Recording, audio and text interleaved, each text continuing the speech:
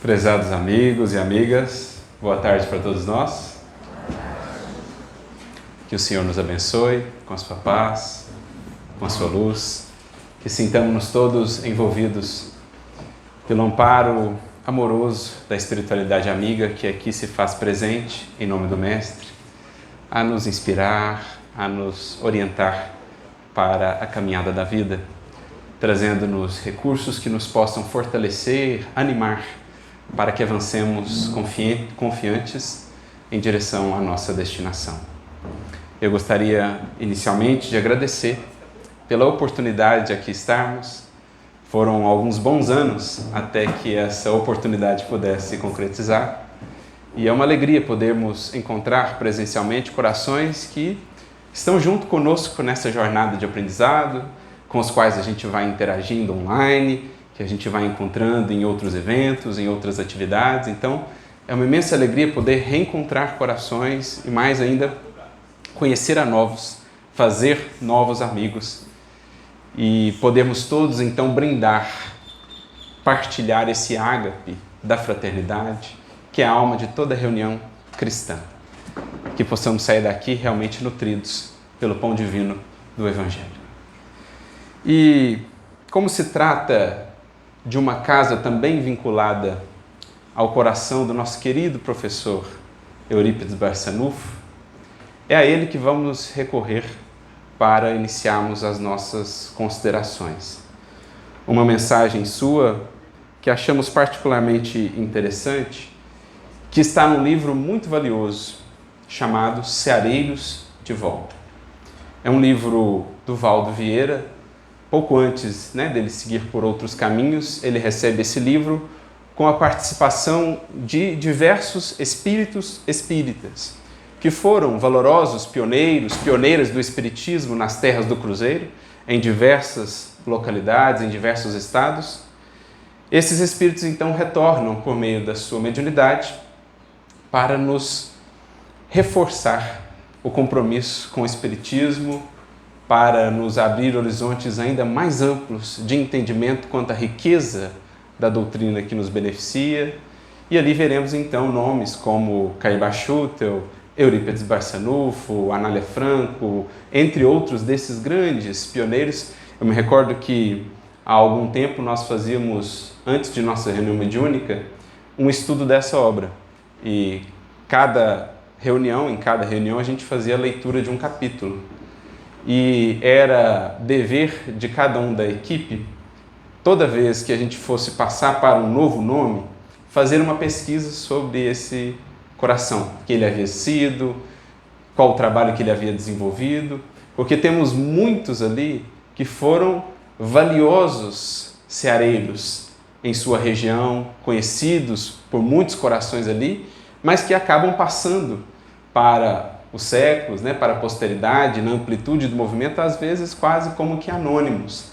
Então, eu me recordo da grata satisfação de poder entrar em contato com muitas dessas histórias dos pioneiros e pioneiras de nossa doutrina. O quanto aquilo nos enriquecia, o quanto aquilo nos inspirava, histórias de renúncia, de sacrifício, de dedicação a toda prova, além desses nomes mais conhecidos, outros tantos. Então, fica aí a sugestão da obra também por esse viés que é extremamente instrutivo e inspirador. Eurípides comparece nessa obra com mais de uma mensagem. A que nós selecionamos tem por título Assim Será Sempre. Então a gente já pode depreender do título que ele trata aqui de uma constante, digamos quase que de uma lei, assim será sempre. O que é esse sempre, ou o que será, é que nós vamos buscar aqui entender com o auxílio dele. Porque ele começa a sua reflexão dizendo o seguinte: Jesus, por onde andou, tranquilizava as almas e convulsionava os quadros da vida exterior. Representava em si a verdade, palavrinha muito forte, muito presente na vida de Eurípides, no próprio Evangelho, por óbvio. Eurípides que dizia, poderoso sol da verdade. E era o Cristo, é o Cristo para nós na terra, a máxima expressão desse sol, da verdade divina. Então representava em si a verdade, e a verdade ainda não é aceita no mundo sem ásperos conflitos. Então, já esse primeiro parágrafo traz-nos uma compreensão que é muito importante em torno do Evangelho, tanto da missão, da tarefa de Jesus, como também no desdobramento do trabalho do Evangelho e daqueles que a ele se filiam ao longo dos séculos. Porque ele inicia aqui com, aparentemente, uma contradição, uma frase contraditória. Jesus, por onde passava, tranquilizava as almas e convulsionava os quadros da vida exterior. Mas essa é uma contradição aparente, que nos convida a refletir de maneira mais profunda sobre o trabalho do Evangelho, o trabalho da verdade. Porque se vamos à própria mensagem de Jesus, para nós registrada pelos evangelistas, vamos ver ali também frases aparentemente contraditórias do próprio Mestre. Aparentemente. Ele que foi denominado Príncipe da Paz, ele que disse tantas vezes, em especial ali no momento da última ceia, que deixava a sua paz aos discípulos, também foi ele que disse, em determinado momento, que não veio trazer a paz, mas a espada. Eu vim lançar fogo na terra, e o que eu mais quero? Que incendeie. Então, como conciliar? Frases essas que levaram Kardec a elaborar um capítulo inteiro de O Evangelho segundo o Espiritismo só para tratar dessas aparentes contradições, no que ele chama de estranha moral. Capítulo 23 de O Evangelho segundo o Espiritismo. Mas aí a importância, do estudo mais aprofundado do Evangelho, que nos permita superar essa casca, essa aparente contradição inicial, para penetrarmos no âmago da lição de Jesus, que sim, ao mesmo tempo que traz paz, convulsiona. Porque esse é o papel da verdade. Disse-nos também o Mestre que, pelo conhecimento da verdade, nos faríamos livres. Livres das amarras de aflição, livres das amarras de nossos vícios, de nossas paixões, que são os grandes causadores de nossas inquietudes, de nossa infelicidade. Sim, disso veremos livres, mas não sem uma ingente luta no processo. Então, uma paz que vem por meio da luta, sim. É uma paz que convive com uma luta, sim. Porque é esse o papel do Evangelho. Ao mesmo tempo que em um determinado plano, ou no âmago da criatura, ele traz paz, pela sensação de encontrar novamente um norte, pela luz da esperança que brilha. Se por um lado ele traz essa paz, por outro ele convulsiona determinados aspectos da personalidade, naquilo que traz, em vícios, em hábitos infelizes, em determinadas posturas.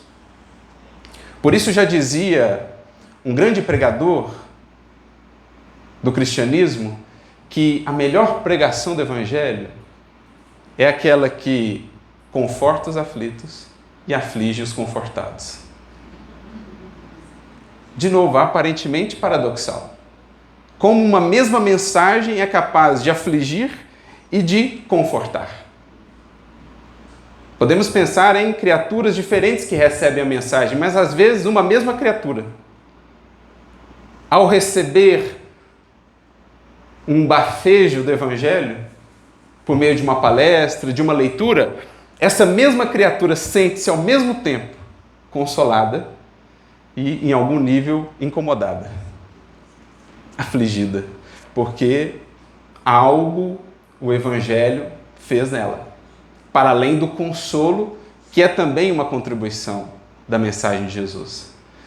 É mais ou menos aquela imagem que João descreve no Apocalipse, quando ele recebe o livrinho do anjo, e ele diz assim, que o livrinho que é um símbolo do Evangelho, era doce na boca e amargo no ventre.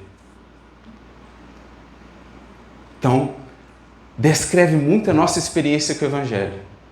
Há a doçura, muito da doçura, às vezes até um encantamento improfícuo, quando ficamos só, nesse Evangelho distante, nesse Evangelho do sonho, do idealismo, sem mãos na massa, sem transformação real, ficamos só com o doce, só as lágrimas da emoção, e pouco ou nenhuma transformação. Mas, à medida que o vamos digerindo, por isso no ventre, ele vai se tornando também amargo. Mas o bom amargo, o amargo que cura, o boldo, o amargo que é o remédio, difícil de ser tragado, mas libertador, salvador. Então veja como a espiritualidade já trabalhava com esses símbolos, e o próprio Mestre, em trazendo, dentro do mesmo contexto do Evangelho, eu vos deixo a paz, mas eu não vim trazer paz ao mundo, mas antes a espada, eles estão trabalhando com essa dicotomia aparente, mas que na verdade traz a completude da ação do Evangelho na vida de cada um de nós. Então, o mesmo que foi dito para a pregação, se aplica à atuação de Jesus naqueles tempos e à nossa relação com o Evangelho hoje. Da mesma forma que ele vai tranquilizar as nossas almas, por nos trazer de volta a esperança, por nos trazer um norte, uma referência. Nada como sentirmos assim, norteados na vida, saber para onde a gente está indo, saber o que buscamos, isso traz uma serenidade imensa. É o que o Evangelho oferta à criatura humana, fazendo-a ver o que está para além de toda a luta, para além de todo o desafio, de toda a dificuldade que a vida traz, para além disso, nos aguarda o reino, nos aguarda a promessa de Jesus. Ao mesmo tempo que ele tranquiliza, portanto, ele também convulsiona. E é interessante porque eu sempre ficava pensando nisso, Como é que dentro da mesma criatura podem coexistir essas duas coisas? Paz e inquietação. Talvez quem melhor tenha descrito isso, porque viveu isso e o podemos ver acompanhando a sua jornada no livro Paulo Estevão, talvez quem melhor descreva isso seja mesmo o apóstolo Paulo. Ele que falava daquele bom combate, daquele árduo combate que vivia, desde a sua conversão em Damasco, ao longo de todos aqueles anos de jornada e transformação. Mas, ao mesmo tempo, nós sentimos brotarem de suas palavras aquela paz, aquela segurança, aquela firmeza. Então, como coexistir na mesma alma paz e inquietação? Eu ficava pensando nisso. Como é capaz? Como é possível? Essa paz inquieta de Jesus, o que seria isso? E me recordo que, lendo uma vez Leon Denis, é que cheguei a entender melhor como se daria esse processo. Leon Denis, no seu livro O Problema do Ser, do Destino e da Dor, no capítulo de número 20, quando ele trata da vontade, ele traz uma definição interessante sobre a criatura humana. Ele diz assim, que existem basicamente duas esferas de ação e expressão em cada um de nós. Uma esfera é de ordem mais exterior, é onde está a personalidade, com os seus vícios, com os seus hábitos, com as suas paixões, com as suas lutas e dramas internos. Essa esfera mais externa, mais a casca do ser. Mas existe o âmago, a esfera interna, aquela muitas vezes desconhecida da própria criatura, onde ali está esse templo do divino, é aquele quarto mais íntimo de que Jesus nos fala no Sermão do Monte. Essa esfera é o eu profundo, é o âmago do ser, o plano mais íntimo da consciência, pensando na simbologia do templo, o Santo dos Santos, aquele que Jesus nos ajudou a alcançar. Então essas duas esferas, elas podem, e em geral vivem, experiências distintas. O espírito tocado pelo Evangelho, nessa esfera mais íntima, ele consegue manter uma paz.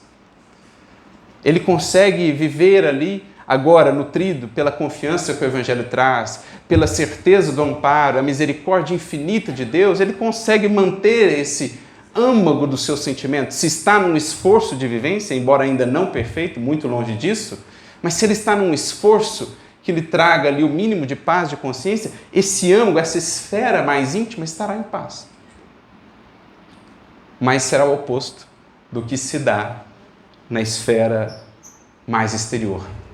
Porque essa estará em plena guerra. A guerra, ou o combate, como diria Paulo, da transformação do velho homem na nova criatura à luz do Evangelho. A luz do Cristo que ali se acendeu permite à criatura ver o quanto há por fazer, quantos hábitos a renovar, quantos vícios a superar. A dimensão do trabalho interior. Então, lá no âmago, ela estará em paz, serena, mas sentindo-se também envolta num imenso combate, nessa esfera de ordem mais exterior. É o que explica essas grandes almas.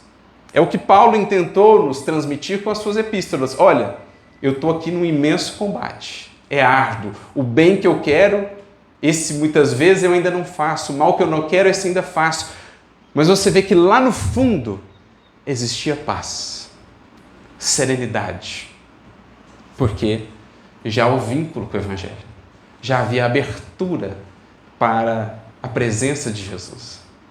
Então é isso. O Evangelho em nossas vidas, ainda hoje, essa é uma lei, é um princípio, ele ao mesmo tempo que nos consola, nos convulsiona. O amor do Cristo nos constrange, diria o apóstolo Paulo. Verbo muito bem utilizado aqui, com um sentido duplo mesmo. Nos constrange porque nos sentimos tão amados. Nós que somos assim tão pequeninos, que nos vemos ainda tão incipientes na jornada da virtude ou de qualquer merecimento, e somos assim alcançados por um tal amor, ele nos constrange. Como Pedro, quando Jesus, caminhando por sobre as águas, chega até eles, diz o Evangelho que Pedro disse: afasta-te de mim, Senhor, porque eu sou pecador. Ou como aquele homem que diz: não sou digno que adentres o meu lar. O amor nos constrange. Mas o verbo constranger também tem um outro sentido. Não dá mais, à medida que aprofundamos a experiência com o Evangelho, para simplesmente permanecermos como estávamos. É um incômodo que cresce dia a dia e que nasce da distância entre o que vemos pelo Evangelho, pelas lentes que ele nos dá, e o que vemos em nós mesmos.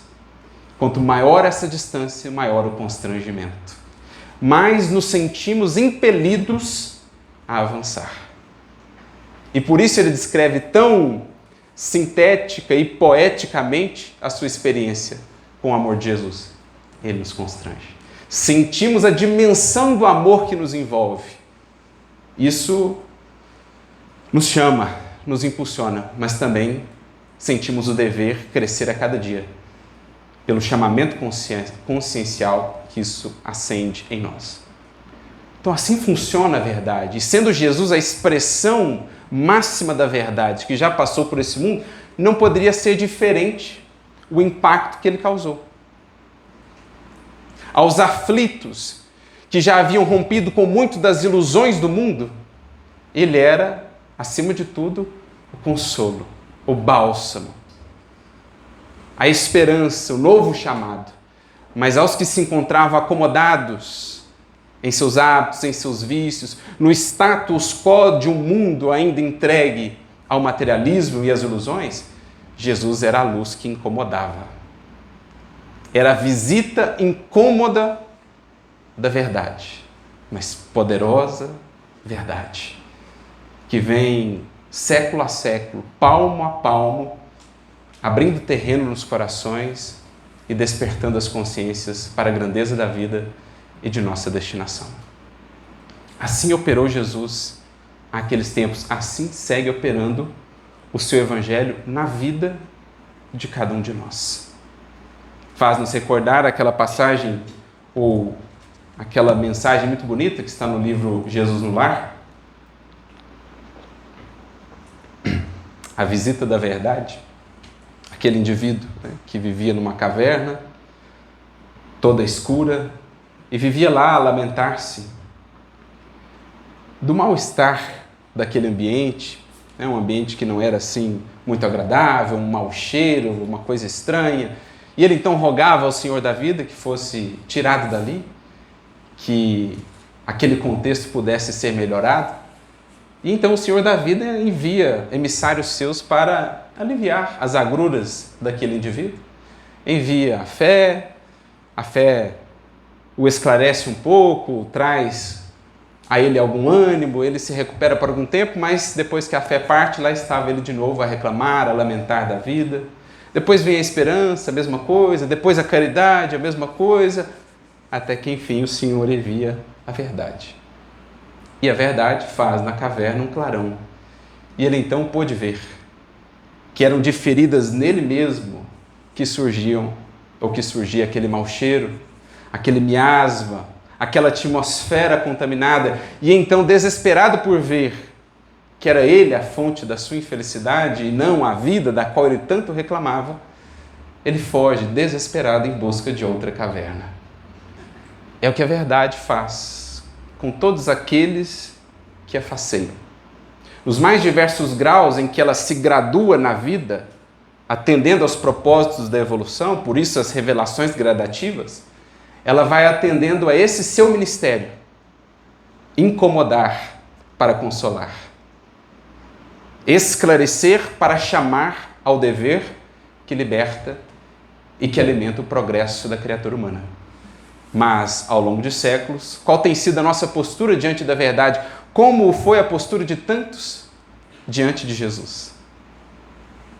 Esbravejar contra ela, fugir dela ou tentar eliminá-la a todo custo, como o fizemos. O personagem da historinha foge para outra caverna, mas existirão alguns que, sentindo-se tão ameaçados, tentarão a todo custo abafá-la. Por isso Jesus, por onde passava, convulsionava, porque mexia justamente com isso. Acendia naquelas consciências a compreensão de que não dava mais para continuar daquela maneira. Dentro do que o evangelista João registrou para nós, uma fala do próprio Mestre. João capítulo 3, versículos 19 e 20. A luz veio ao mundo, e os homens amaram mais as trevas do que a luz, porque as suas obras eram más. Porque todo aquele que obra no mal odeia a luz e não vem para a luz, a fim de que suas obras não sejam reprovadas.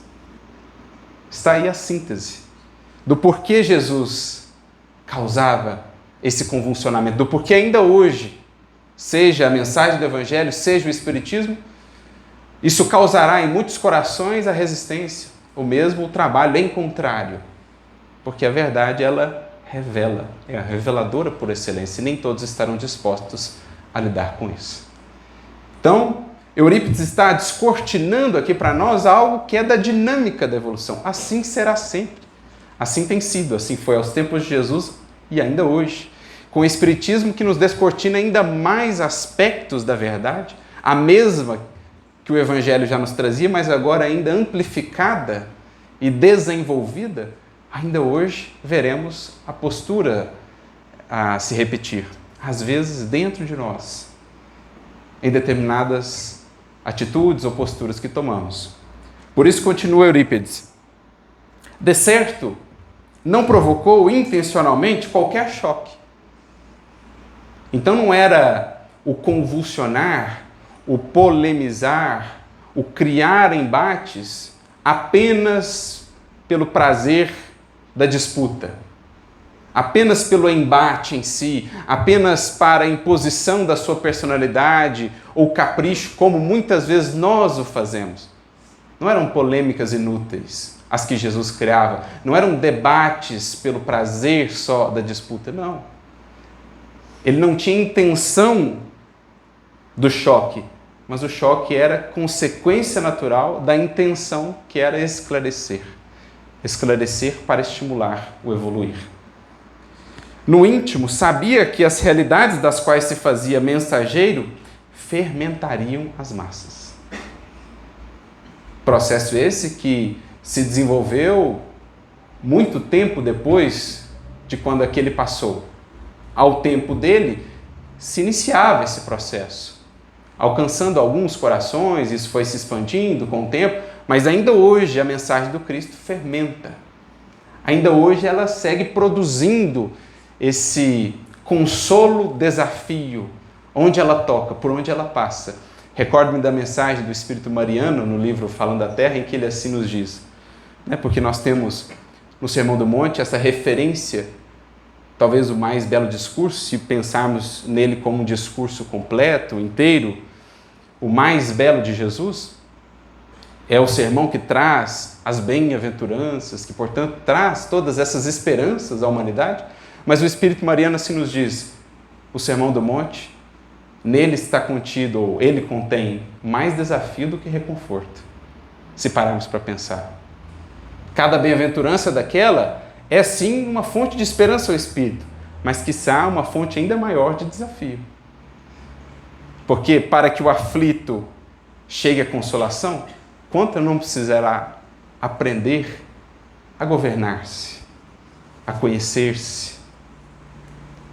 Para que ele chegue à consolação, antes temos a bem-aventurança da humildade, a ser construída, edificada na alma. E qual não será o esforço para tal aquisição? Então, ao mesmo tempo que temos a esperança, temos o desafio, naquilo que é a proposta do Evangelho. Em razão disso, afirmou, não vim trazer a paz, porém a divisão.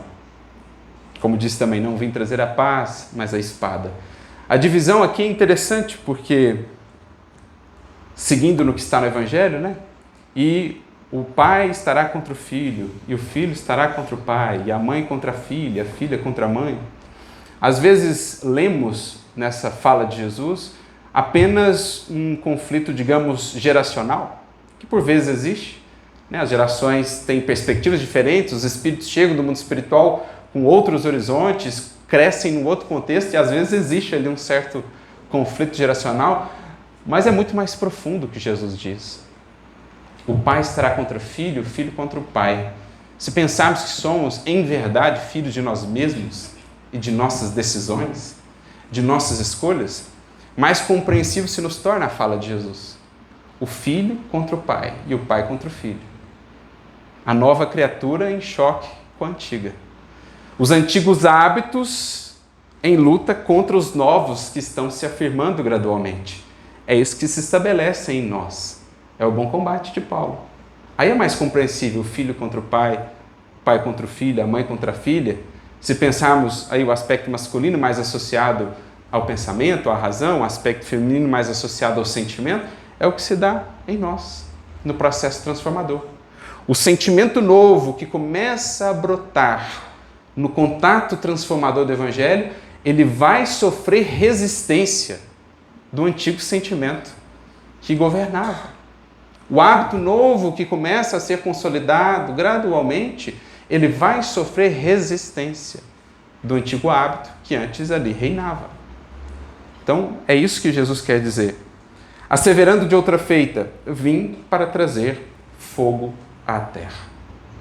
E aí Eurípides segue trazendo algumas ilustrações, de passagens, momentos do Evangelho em que esse convulsionamento fica evidente. Ele fala dos fariseus, ele fala desde o início da vida de Jesus, o próprio gesto de Herodes tentando eliminar o Cristo e com isso ordenando a matança dos inocentes. Ele fala dos próprios companheiros, aqueles que eram da mesma cidade de Jesus, os coabitantes de Nazaré, que chegaram a tentar matar a Jesus em determinado momento no Evangelho. Então ele vai trazendo esses exemplos para mais à frente na mensagem dizer assim: no triênio que lhe marcou o apostolado, foi a verdade invariável, fulgurando entre ironias e pedradas, perturbações e dificuldades, atritos e deserções, malícias e tumultos, até que os homens, incapazes de lhe suportarem as lições vivas, o colocaram na cruz para se livrarem da sua presença. É o que falávamos, né? Alguns, ante a verdade, dela fogem, temendo o que ela revela. Outros tentam a todo custo eliminá-la. O mesmo que Sócrates, Platão trabalhariam no seu mito da caverna, aqueles que se libertam da ilusão da caverna, que outrora julgavam a realidade da vida, voltam depois para tentarem ajudar os seus irmãos a se libertarem. E muitos deles, no mínimo, eram tidos por insensatos ou loucos, quando não eram eliminados. Assim também, antes de Jesus, muitos dos profetas, depois dele, muitos dos missionários de todos os tempos. É que os preceitos do Mestre nos obrigam a reconhecer que não há reforma sem renovação profunda. É reforma de base, é fundações renovadas. É uma nova construção a fazer, não é remendo. Jesus nos fala, não se põe remendo, né, de pano novo e veste velha. Não, é algo novo, de fato, que precisa ser estruturado. Paulo, numa de suas epístolas, chegaria a dizer ou descrever esse processo como sendo uma nova criação.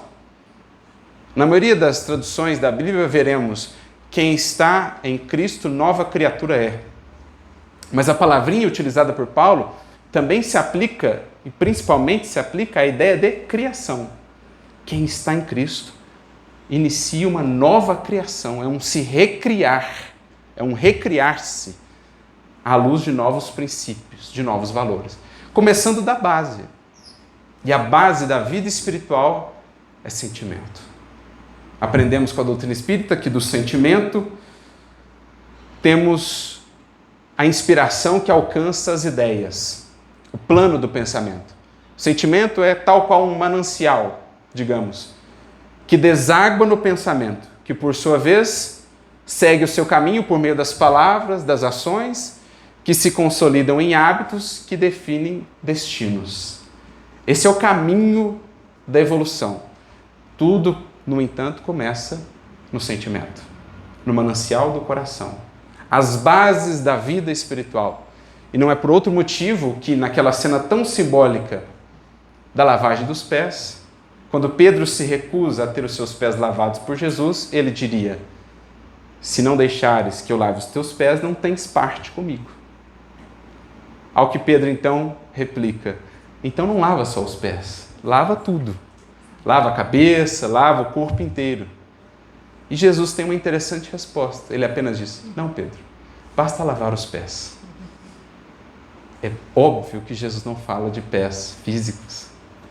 Jesus trata ali de bases espirituais, bases da vida espiritual, para nós entendida aqui como sentimento. É aquilo que é o primeiro contato nosso com o que acontece ao nosso redor. É como recebemos o que a vida nos traz.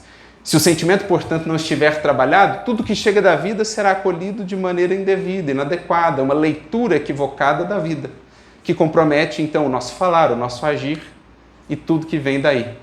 Agora, uma receptividade adequada à vida e aquilo que ela nos traz, está aí a chave de todo e qualquer processo de mudança real dos destinos e de nós mesmos, por óbvio. Então, é que os preceitos do Mestre nos obrigam a reconhecer que não há reforma sem renovação profunda, nem renascença da alma sem que se desatem os laços da rotina comodista. Justamente por nos tirar da acomodação é que muitas das vezes o Evangelho incomoda e que por séculos dele temos fugido ou o temos mal baratado, adaptado às nossas conveniências, pegando dele apenas aquilo que nos interessa e dele excluindo aquilo que era o mais essencial.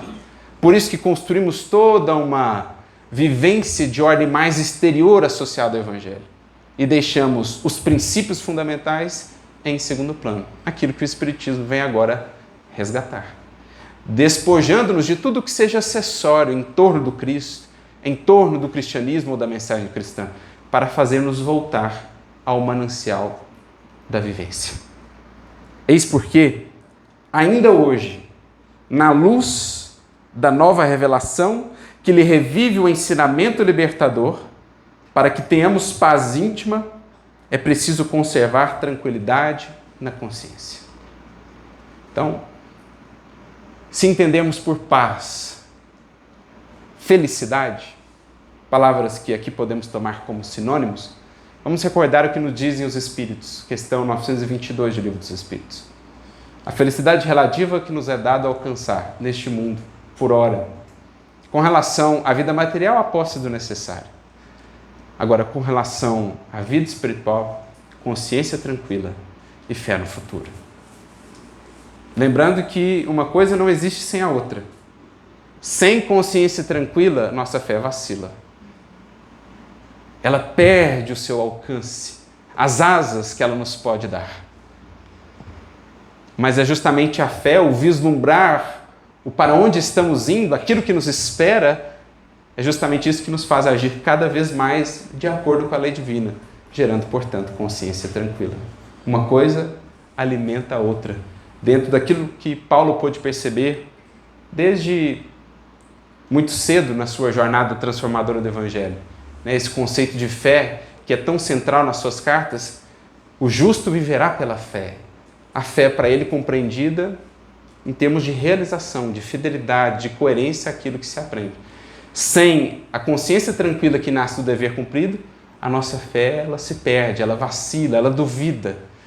Mas em nos esforçando para mantermos e construirmos uma coerência, eis que a nossa fé então será sólida, eis que ela nos permitirá esses voos da alma, que nos fazem ver as coisas de tão mais alto, que tornam as dificuldades do mundo tão diminutas ante o horizonte sublime que podemos então vislumbrar. Para que tenhamos paz íntima, é preciso conservar a tranquilidade na consciência, cultivando tolerância diante das reações alheias, sem nos acomodarmos com a estagnação e sem nos acumpliciarmos com aqueles que exploram a região dos desentendimentos humanos em proveito de interesses inferiores. Então, é tolerância, é compreensão, mas sem que isso represente de nossa parte acomodação. A pretexto de compreendermos o outro, não poderemos fugir aos nossos deveres de vivência do Evangelho. Se o outro ainda escolhe não avançar, avancemos nós, amplificando o nosso testemunho, aprofundando a nossa experiência com o Mestre, para que o outro se sinta cada vez mais impelido, justamente, a avançar também. Porque às vezes existirão aqueles corações que no caminho estagnarão, porque pessoas queridas não quererão avançar. Para servir ao Cristo, não precisamos fugir de nenhum de nossos deveres, junto à família, junto àqueles que Deus colocou ao nosso redor, porque é sobretudo uma jornada interna e não servirá de pretexto, não avançarmos nessa jornada, não servirá de pretexto para nós o fato de outro não estar vivendo, de outro não estar aplicando. Lembramos as palavras de Jesus para Pedro: que te importa a ti? Segue-me tu. Aprofunda a tua experiência de vivência, para que então cries um rastro de luz que aos demais possa chamar a avançarem por essa senda também, vendo os frutos que a alma ligada à seiva divina do Cristo produz. As flores perfumosas que florescem numa tal alma, numa tal vida. É isso que Eurípides está nos dizendo. E ele então conclui: Jesus e o Espiritismo esclarecem que não existe verdadeira paz sem preço.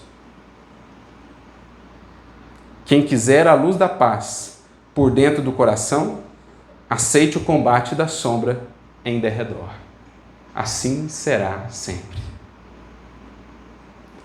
Então nós fizemos toda essa jornada na mensagem para chegarmos a esse último parágrafo, em que Eurípides traz-nos esse princípio fundamental.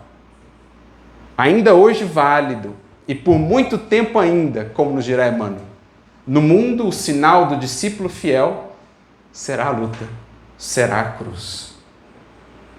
Não porque ele anseie pelo conflito, não porque ele o alimente, não porque ele o crie por sua insensatez, por suas paixões ou por seus impulsos, mas porque no esforço de vivência da verdade libertadora, de mãos dadas com amor, naturalmente ele irá acendendo algo de luz. Luz essa que nem sempre será bem recebida. Num contexto ainda como o da terra. Num estágio ainda como o da terra. E o que Eurípides diz aqui é o mesmo que Paulo já nos dizia há 2000 anos. Na sua última carta, uma espécie de testamento espiritual seu, legado ao seu filho na fé, Timóteo, segunda epístola de Paulo a Timóteo, capítulo 13, versículo 12. Paulo assim diz: e todos aqueles que quiserem viver piamente em Cristo Jesus padecerão perseguições. Isto é, padecerão a luta contra as sombras. Em primeira instância, as suas próprias, internas, mas também as de um mundo que ainda não compreende ou não está disposto a compreender a luz em maiores gradações. Um compromisso mais efetivo com a verdade. Então esse é um padrão. E Paulo lá já nos dizia, porque foi um relato da sua própria vida, do que ele viveu naqueles 30 anos de jornada, empenhado em transformar-se e levar os frutos dessa transformação a outras almas no esforço de divulgação do Evangelho. É um padrão que se dá, é que nós vemos traduzido assim, às vezes de maneiras sutis na Boa Nova. Por exemplo, temos diversas passagens em que nós temos uma contraposição entre o discípulo que desperta e a resistência para que ele chegue a Jesus. Vamos citar aqui algumas. Zaqueu, para aproximar-se de Jesus, é impelido a subir num sicômoro, porque entre ele e o mestre se antepõe a multidão. A mulher hemorroíça, para tocar a Jesus, é impelida a ir com todo esforço entre a multidão, porque mais uma vez, entre o coração que desperta e o Cristo, lá estava a figura da multidão. Aquele paralítico, trazido pelos amigos de uma maca, para que pudesse chegar aos pés de Jesus, precisou subir pelo telhado, porque entre ele e o Cristo, mais uma vez, a multidão a cercar a residência. O cego de Jericó, que ouvia que o mestre passava, começa então a gritar: Senhor, filho de Davi, tem misericórdia de mim. Ao que é respondido então pela multidão: cala-te. E o que ele faz então? Entre ele e o Cristo, mais uma vez a multidão, mas ele grita mais alto, ao ponto de Jesus parar e chamá-lo até ele. Vejamos que há um padrão nessas cenas. Que multidão é essa? Em primeira instância, uma que vive em nós. Uma multidão de certos pensamentos, de certos sentimentos, de certos hábitos que se erguerão entre nós e o Cristo, quando dispusermos realmente a fazer a jornada.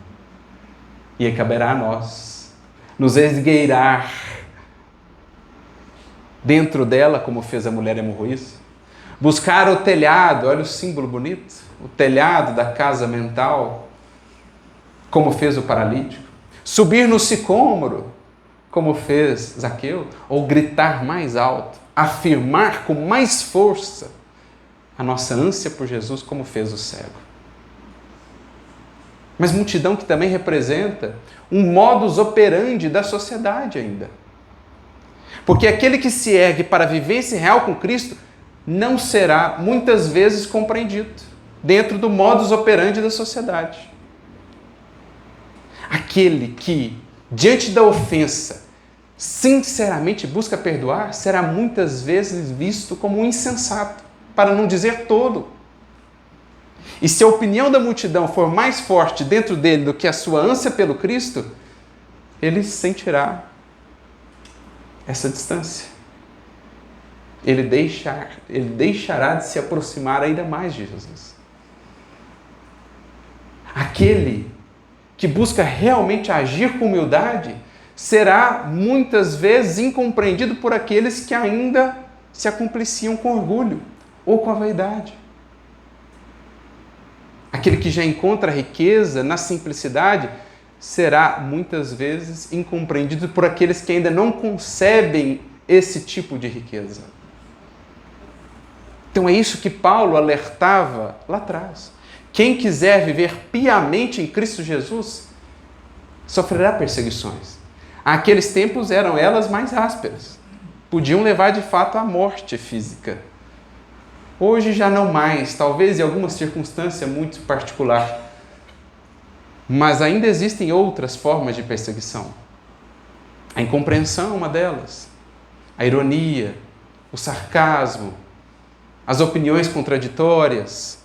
E se o discípulo não tiver firmado esse compromisso, se para ele essas opiniões ou essa multidão tiver ainda uma força maior do que a força da sua vontade, ele permanecerá, ou corre o risco de permanecer estacionado, por não conseguir superar esses obstáculos que surgirão, por não resistir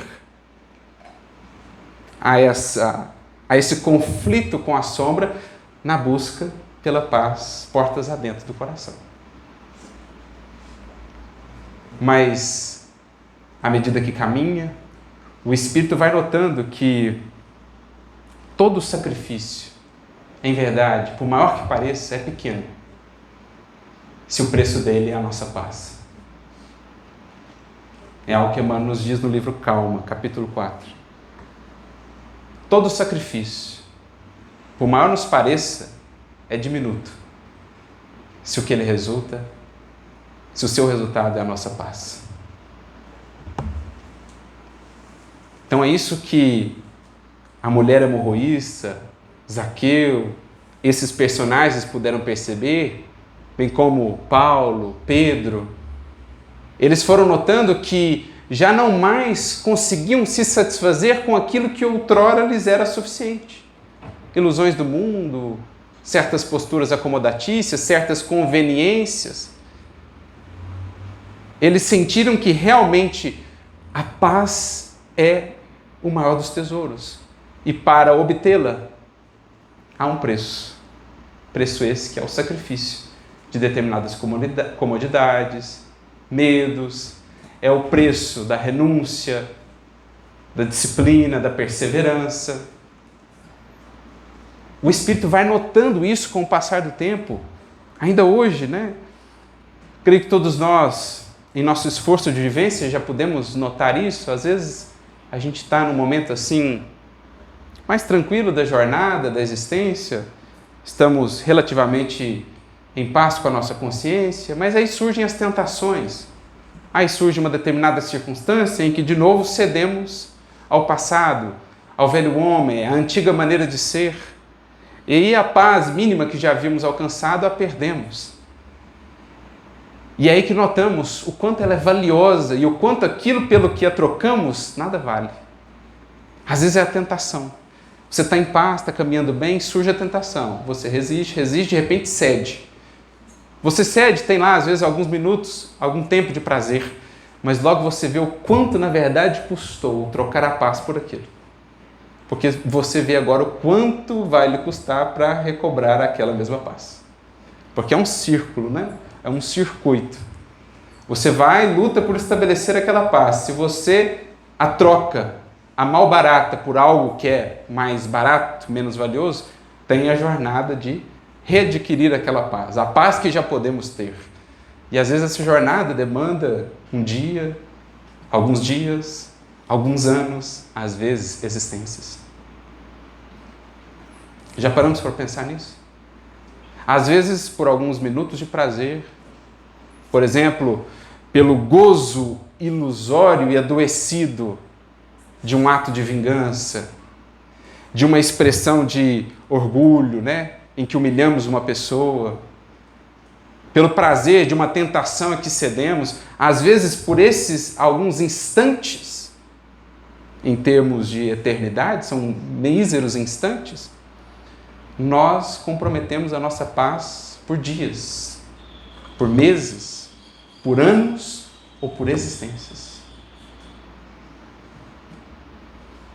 Vocês imaginam Emmanuel lidando com o que aconteceu com a Lívia? a paz que ele poderia ter no lar, reinante, sob a luz do Evangelho do Cristo, que ele trocou pelo seu orgulho de senador romano. Naqueles 25 anos de humilhação a que submeteu a esposa amada. Vocês imaginam por quantas existências Emmanuel lidou com isso? Para a gente ter uma ideia, Ney Lúcia que nos fala isso. Quando ele faz um comentário no livro Colheita do Bem, comparando Públio Lentulus com Manuel da Nóbrega. Ele diz assim, que depois que ele desencarna, profundamente desiludido em Pompeia, no ano de 79, na erupção do Vesúvio, ele foi acolhido espiritualmente pelo apóstolo dos gentios, que foi uma espécie de tutor de Emmanuel ao longo das próximas encarnações. E aí ele diz assim, amparado pelo apóstolo dos gentios, ele pôde caminhar pelas avenidas obscuras da carne até que chegasse a uma existência em que pudesse se consagrar ao Cristo com o mesmo heroísmo e valor daquela que havia sido a sua companheira no início da era cristã. Ou seja, o que ele está dizendo? Que o Emmanuel só foi se sentir um pouquinho mais redimido 16 séculos depois. 15 séculos, 16 séculos depois. Quando, na condição de Manuel da Nóbrega, ele tudo deu da sua vida para esta nação. Na formação de suas bases cristãs. Ali ele sentiu que aproximou-se um pouquinho do heroísmo e do valor daquela que havia sido sua companheira no início da era cristã. Então, é o que Jesus disse, está no teu querer me seguir agora ou daqui a séculos, a milênios. E para recuperar um pouquinho da paz ante o que ele fez, foram 16 séculos. Para a gente ter uma ideia do quão vale a nossa paz, do quão valiosa ela é, mas há um preço. É o preço da coragem, da renúncia, de vencermos a multidão por dentro e por fora, em busca de realmente nos fazermos fiéis ao Evangelho. Então, comentando esse versículo de Paulo citado, da carta aos Coríntios, todo aquele que quiser viver piamente em Cristo sofrerá perseguições, o Emmanuel tem uma mensagem no livro Vinha de Luz, capítulo 77, em que ele assim nos diz que é indiscutível que o mundo tenha o seu código de boas maneiras, que é respeitável. Mas também é indiscutível que acima do código de boas maneiras do mundo paira o código de boas maneiras do Cristo. Porque não há em nenhum código de boas maneiras do mundo, em nenhum código das legislações humanas, algo que nos diga é dever seu perdoar. Não tem. Mas no código moral do Evangelho está lá, no imperativo. Perdoa 70 vezes 7. Então, o código do Cristo paira acima dos códigos humanos, mas, acrescenta Emmanuel, raras vezes o mundo tolerará a expressão dos códigos divinos do Cristo. E aí ele começa a citar os exemplos. Se você é ferido e revida na mesma moeda, muitos do mundo dirão, isso aí, não leva desaforo não. Mas se você é ferido e responde como o injustiçado da cruz, orando e perdoando por aquele que te feriu, muitos dirão, que loucura é essa? Que insensatez. Porque ainda não toleram, não compreendem o código do Cristo que paira acima. Então padecerão incompreensões, padecerão perseguições. Se, diz Emmanuel, manipulas os outros em busca de seus interesses, com habilidade, assim consegue mobilizar multidões, oferir grandes montantes de recursos monetários, muitos te aplaudirão pela habilidade, pela capacidade. Mas se pelo Cristo renuncias, se pelo Cristo dá mais de ti mesmo, sem qualquer cogitação de recompensa ou retorno, serão poucos que te compreenderão em seus esforços. Por isso ele conclui mais ou menos nos termos, enquanto viveres baseado, com a sua vida estando baseada nesses códigos do mundo, ainda tão associados ao interesse, às conveniências, às ilusões, fazendo algo para receber a alheia estima, elogiando para ser elogiado, receberás infinito louvor das criaturas. Mas no dia em que, por fidelidade ao Evangelho, te sentires impelido a tomar decisões difíceis, com pesado preço de sacrifício ao teu coração, decisões com Jesus, serás categorizado por muitos como insensato, para dizer o mínimo. Então isso é viver o Evangelho, esse é o preço da paz. É uma autonomia, é o Espírito que realmente está disposto agora a seguir um caminho traçado por dentro, que ele vislumbra que outros ainda não conseguirão ver. Que está disposto a facear esse choque das sombras lá fora e também aqui dentro, mas ainda assim consegue permanecer em paz, sereno, reconhecendo que a paz vale mais do que tudo isso, que a paz suplanta tudo isso. Porque abraçar o Evangelho, temos, creio, já todos tido a certeza, é também sentir uma imensa luta portas adentro do coração. Mas nessa esfera mais exterior, porque na esfera mais íntima, lá estará ela reinante. Eu lembro que certa feita eu conversava com um amigo a respeito disso. As pessoas perguntavam, como é que está? Tudo em paz. Está sempre tudo em paz? Então nunca tem luta? Não. É que existe paz apesar da luta.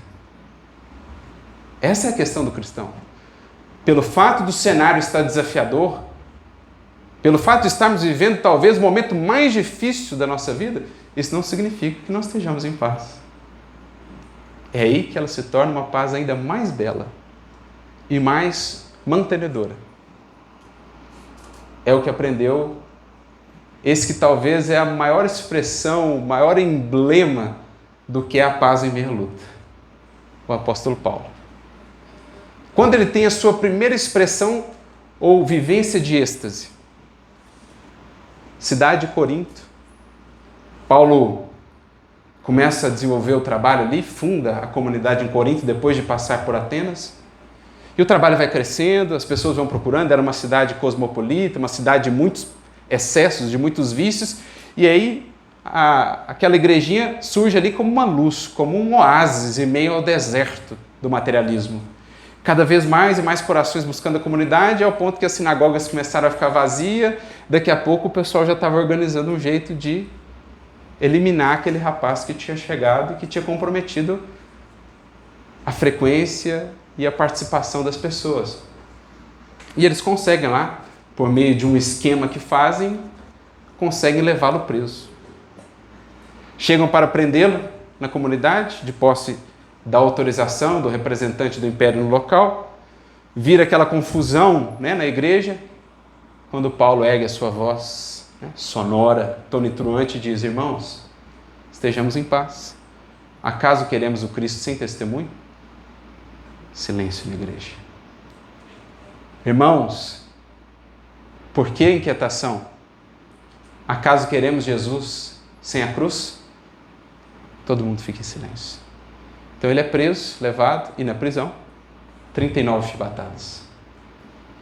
À medida que suas costas iam sendo abertas pelo látego, o próprio Paulo estava impressionado com a paz que ele sentia.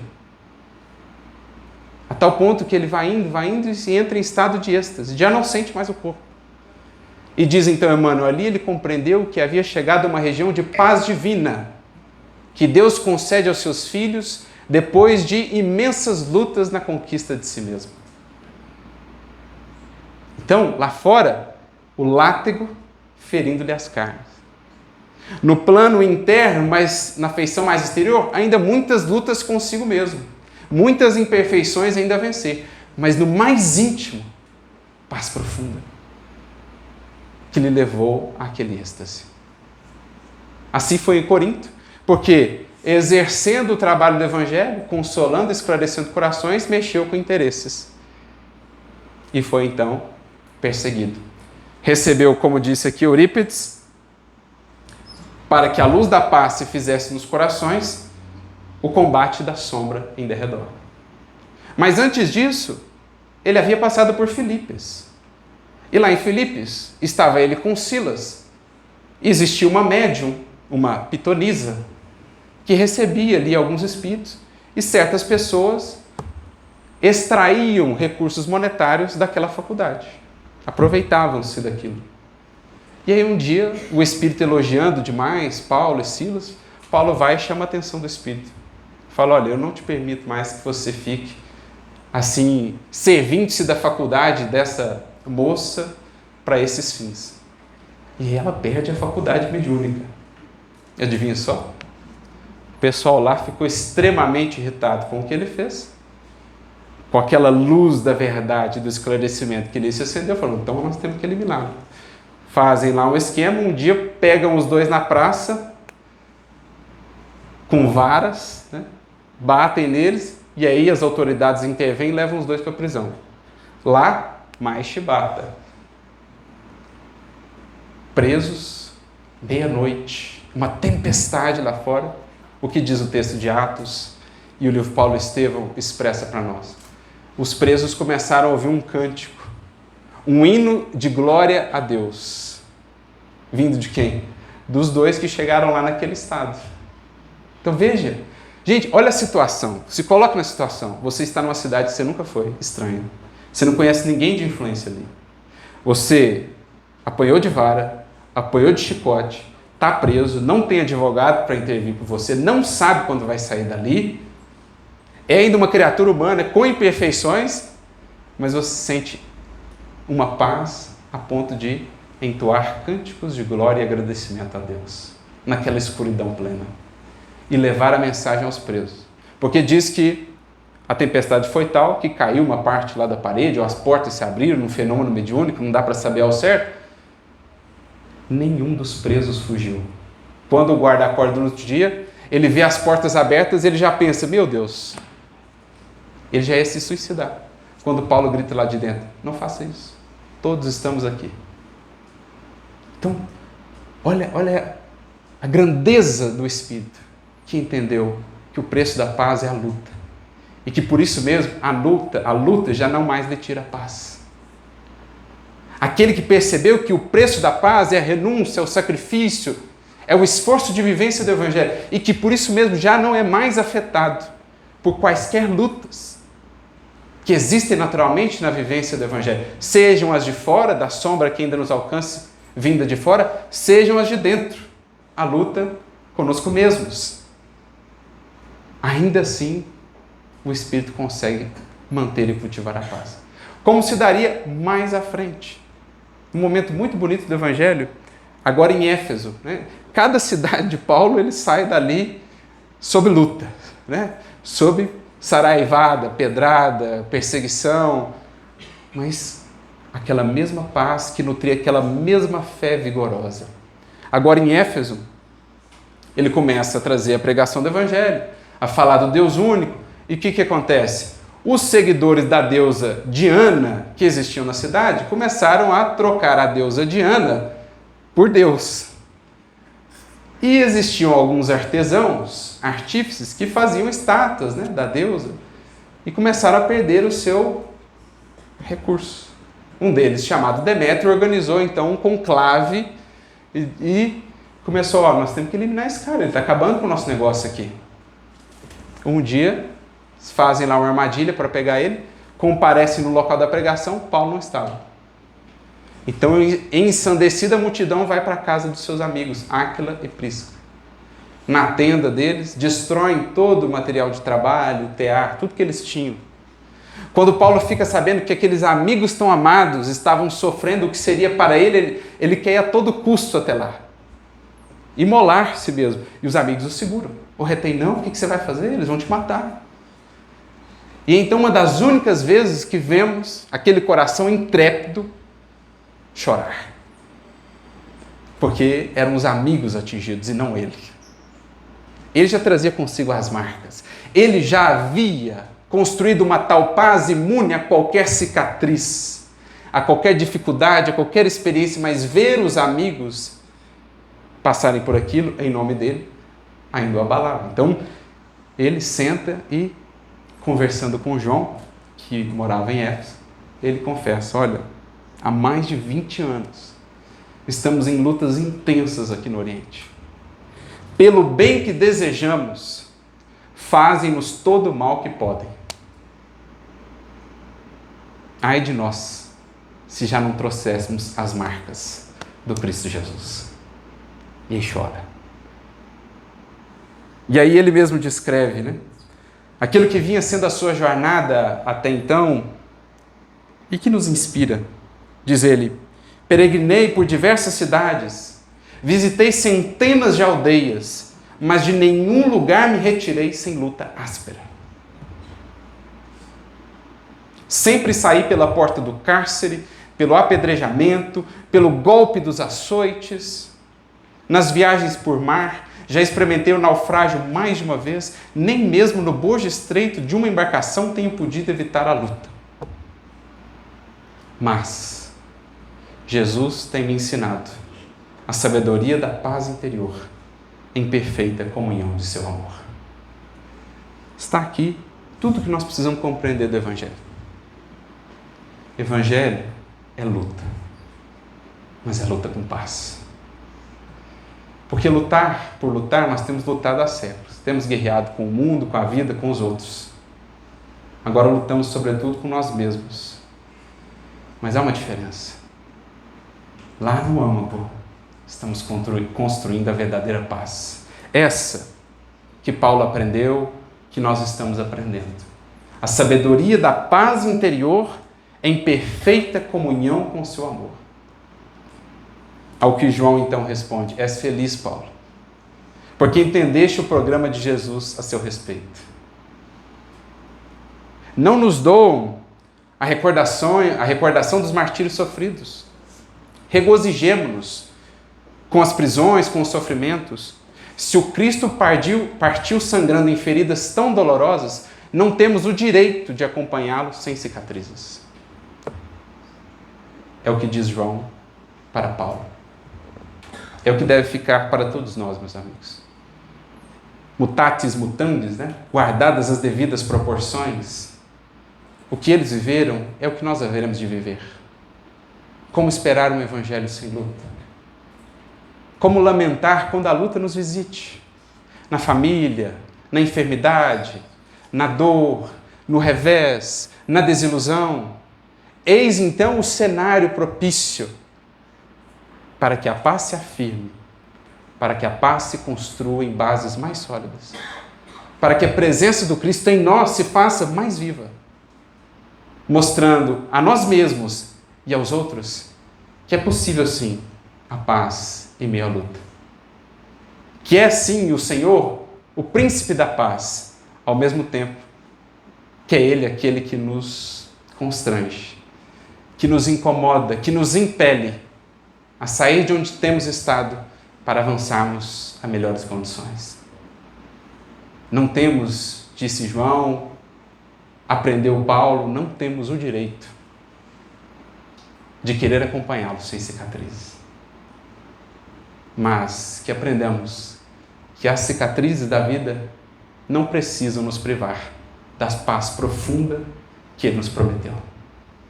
Quem liga o seu coração ao Cristo, quem com Ele comunga, ainda que o mundo se mostre uma imensa tempestade, estará no mais íntimo de si mesmo, no âmago mais profundo do coração, em paz.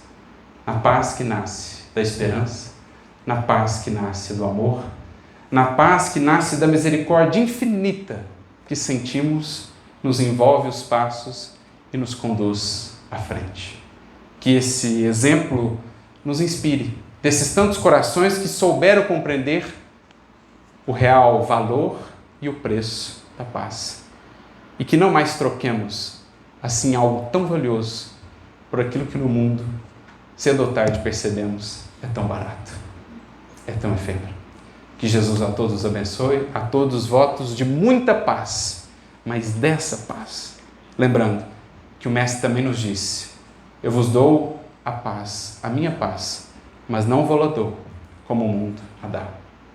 Quem quer que ainda guarde do mundo a paz, cedo ou tarde se desiludirá, mas quem com Cristo a buscar, poderá varar os dias mais difíceis e sombrios e terá dentro de si mesmo o dia perene da esperança que nunca morre com o Cristo de Deus. A todos, muita paz.